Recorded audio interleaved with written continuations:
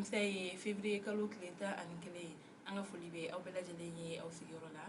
ni an ye Malati ka don kibaru kɛnɛ kan bi kibaru min b'an bolo ka da o kulo kan o de ye k'a fɔ ko MINUSMA maaw ko madugu wɛrɛ dɔ taara ka ɲɛsin u ma Douentza mara kɔni kɔnɔna la. Ayiwa kibaru min sera ma o koɲala olu y'a yirana k'a fɔ min ye kunun février kalo tile 10 kɔnɔna ye ko sɔgɔmada fɛ Douentza mara la kɛrɛnna dugu kɔnɔna la ko MINUSMA maaw ka dagayɔrɔ min bɛ yen nɔ ko majugu dɔw kɔni taara ka taa majugu wɛrɛ dɔ kɔni ta ka ɲɛsin ni mɔgɔ kɔfɔlen ninnu kɔni ma. Ayiwa MINUSMA ale ye diɲɛ seleke naani jɛkuluba min bɛ yen nɔ ni an b'a fɔ o ma ONU olu ka kɛlɛbolo dɔ ye an fɛ yen Mali la ni kɛlɛbolo in an b'a yira k'a fɔ jamana caman kɔni maa bɛ ni kɛlɛbolo in kɔnɔna la. Ayiwa tuma min na ni waleya ninnu kɛra ko MINUSMA maaw kɔni ko maa caman kɔni bɛ yen nɔ ko olu kɔni joginna nka an bɛ wagati la ko bi kibaruya kɔni ma bɔ k'a yira k'a fɔ ko maa kɔni fatura fɔlɔ nka hali bi sɛgɛsɛgɛliw kɔni bɛ sen na k'a dɔn k'a fɔ maa minnu kɛra sababu ye ka nin waleya in kɛ ani kɔlɔlɔ minnu bɔra la an n'o da o kulo kan.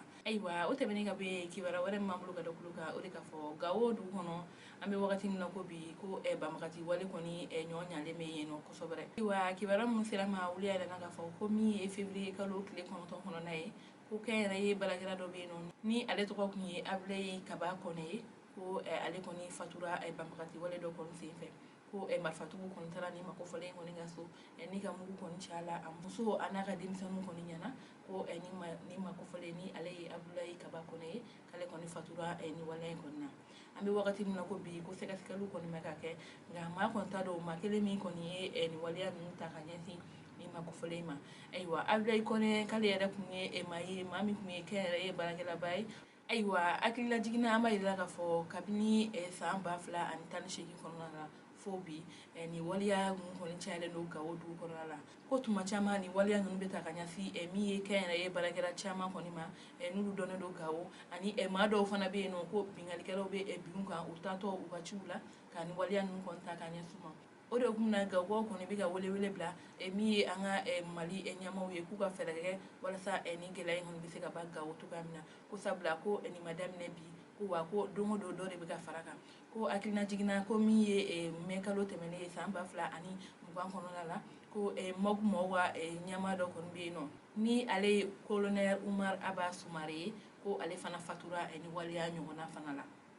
Ayiwa o tɛmɛnen ka bɔ yen kunnafoni wɛrɛ min b'an bolo ka da o kulo kan o de k'a fɔ Isufu Male ni ale kɔni tun ye kɛnɛyaso baarakɛla ye n'o ale fatura majugu wale dɔ kɔni fɛ ko kibaruya kuraw kɔni sɔrɔla a ka fatuli sababuya kɔni na. Ayiwa kibaruya minnu dira ma o koɲala olu y'a yirana k'a fɔ Isufu Male ni ale kɔni tun ye kɛnɛyaso baarakɛla ye ni a tun bɛ Bura ni Bura kɛnɛyaso ɲɛmɔgɔ tun don k'a to a ka baara hukumu kɔnɔna la ko a taatɔ a ka so ko majugu dɔw kɔni ye majugu wale dɔ ta ka ɲɛsin a ma n'o sababuya la ni makofɔlen kɔni fatura. Ayiwa sɛgɛsɛgɛliw kɔni kun kɛra o koɲala min ye Yɔrɔso Lamini gendarmew ye ni o y'o finitigiw ye olu kɔni ye hali bi u bɛ cɛsiri la walasa k'u bolo kari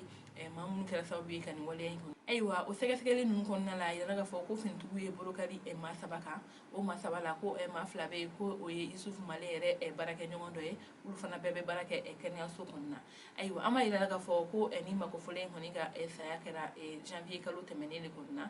saya nin kɔni kɔnɔna la kɛnɛyaso baarakɛlaw kɔni tun y'a yira k'a fɔ ko u tɛ baara kɔni kɛ wa ko maa tɛ segin ka taa Bura min yɛrɛ ye Yɔrɔso Lamini ye fo lakana ka sabati o fɔ ni bi cɛ ko finitigiw kɔni bɛ ka baara sugu bɛɛ lajɛlen kɛ walasa u bɛ se ka u bolo kari majugu ninnu kan ani ka lakana kɔni kɛ nin yɔrɔ kɔfɔlen kɔni na. Maa min yɛrɛ ye nin kumakan ninnu lase ko ale yɛrɛ ye maa ye n'a bɛ baara kɛ kɛnɛyaso la ko ale kɔni tɔgɔ ye Dr Sidiki Farato ye. Ayiwa kibaruya kuncɛla kibaruya wɛrɛ min b'an bolo ka da o kulo kan o de k'a fɔ Yuwaru mara la ko maa 2 kɔni bɛ yen nɔ olu kɔni tununnen don majugu kɔni fɛ. Ayiwa kibaruya minnu sera ma olu y'a yirana k'a fɔ ko Baaradu ni ale bɛ Yuwari kɔni komini kɔni na ko yen dugutigi ani foro dɔ kɔni kɔlɔsibaga ko olu kɔni tununna kabini min ye février kalo tile 4 kɔnɔna ye majugu kɔni fɛ. Ayiwa o sababuya la sa kunnafoni minnu dira ma olu y'a yirana k'a fɔ min ye Baaradu ye ko ale yɛrɛ ni Yuwari kɔni cɛla la ko a bɛ kilomɛtiri 7 kɔni bɔ ɲɔgɔn kɔ kɔni bɔ